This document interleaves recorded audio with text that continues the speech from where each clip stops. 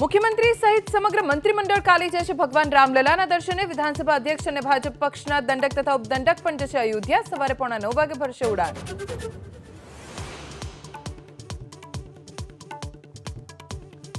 સાબરમતી નદીમાં પ્રદૂષિત પાણી મુદ્દે જીપીસીબીનું હાઈકોર્ટમાં સોગંદનામું। 7 એસટીપી અને 3 સીટીપી પ્લાન્ટમાંથી છોડાતું પાણી ધારાધોરણો પ્રમાણેનું નહીં હોવાનો જીપીસીબીનો સ્વીકાર।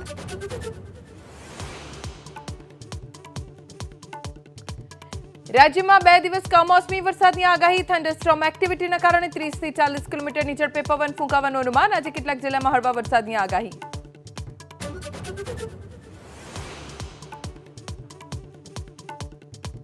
કમોસમી વરસાદની આગાહીને લઈ ઊંઝા એપીએમસીની ખેડૂતોને અપીલ। 2 દિવસ અનિવાર્ય સંજોગો સિવાય જણસ લઈને ન આવવા અપીલ।